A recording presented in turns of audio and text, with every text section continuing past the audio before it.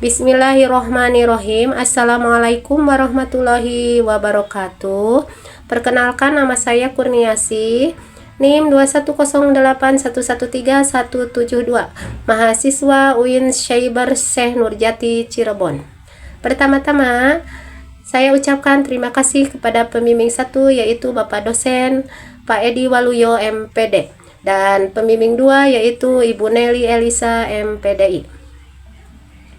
Saya akan mempresentasikan proposal skripsi saya yang berjudul Peran Guru PAI dalam Meningkatkan Kemampuan Literasi Al-Quran Siswa di Madrasah Ibtidaiyah Purwaharja II, Kota Banjar. Yang pertama yaitu pendahuluan. Di dalam pendahuluan yaitu ada latar belakang pentingnya pendidikan. PAI penting dalam membentuk karakter dan spiritualitas siswa. Literasi Al-Quran belum optimal di tingkat dasar. Guru PAI berperan penting, namun tantangan masih banyak.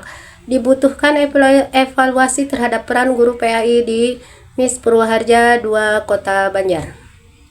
Rumusan masalah ada 3, yaitu 1. Bagaimana kemampuan literasi Al-Quran pada siswa kelas 5 di MIS Purwaharja II, Kota Banjar. Yang kedua, bagaimana peran guru PAI dalam meningkatkan kemampuan literasi Al-Quran siswa di kelas 5 MIS Purwaharja II, Kota Banjar. Yang ketiga, apa saja faktor pendukung dan penghambat peran guru pendidikan agama Islam dalam meningkatkan kemampuan literasi Al-Quran siswa kelas 5 di MIS Purwaharja II, Kota Banjar. Tujuan penelitian untuk menjelaskan kemampuan literasi Al-Quran pada siswa kelas 5 di MIS Purwaharja II, Kota Banjar, untuk menjelaskan peran guru PAI dalam meningkatkan kemampuan literasi Al-Quran siswa di kelas 5 MIS Purwaharja II, Kota Banjar, untuk menjelaskan faktor pendukung dan penghambat peran guru pendidikan agama Islam dalam meningkatkan kemampuan literasi Al-Quran siswa kelas 5 di MIS Purwaharja II, Kota Banjar.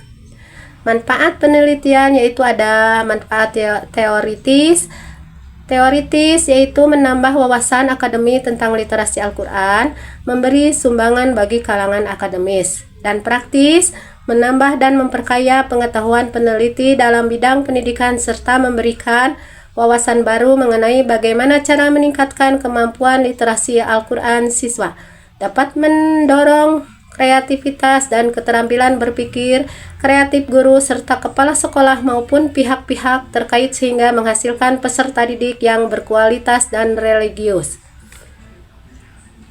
Yang kedua yaitu tinjauan pustaka.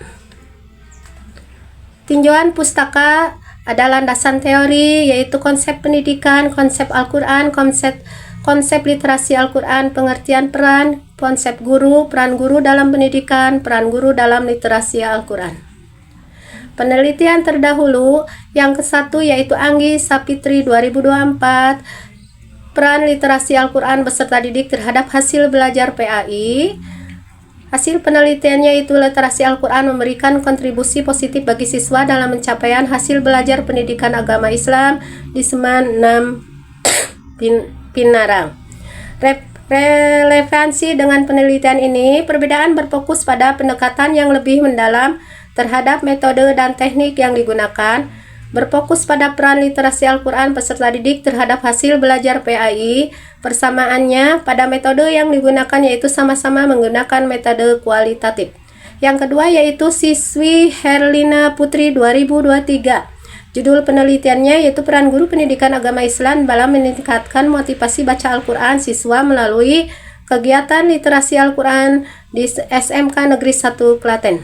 Hasil penelitiannya yaitu guru sebagai motivator, guru sebagai pembimbing, dan guru sebagai evaluator. Referensinya dengan penelitian ini, perbedaan pada pokok bahasa tentang motivasi membaca Al-Quran, meningkatkan kemampuan literasi Al-Quran. Persamaannya yaitu terletak pada bahasa faktor-faktor yang mempengaruhi kemampuan membaca Al-Quran siswa. Yang ketiga yaitu Andi Nurul Jamila Amurullah 2024.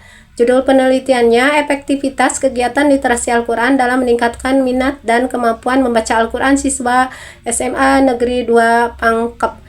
Hasil penelitiannya yaitu kegiatan membaca Al-Quran telah terbukti berhasil dalam meningkatkan ketertarikan siswa terhadap bacaan tersebut. Sebagian besar siswa menunjukkan minat dan partisipasi yang sangat tinggi. Perbedaan terletak pada metode penelitian. Penelitian menggunakan metode kualitatif, sedangkan pada skripsi tersebut menggunakan metode kuantitatif. Persamaan sama-sama membahas tentang literasi Al-Quran. Kerangka berpikir yaitu pembelajaran membaca Al-Quran, 1. Kemampuan literasi Al-Quran, 2. Peran guru PAI, 3. Faktor pendukung dan penghambat. Yang selanjutnya, yang ketiga, yaitu metodologi penelitian.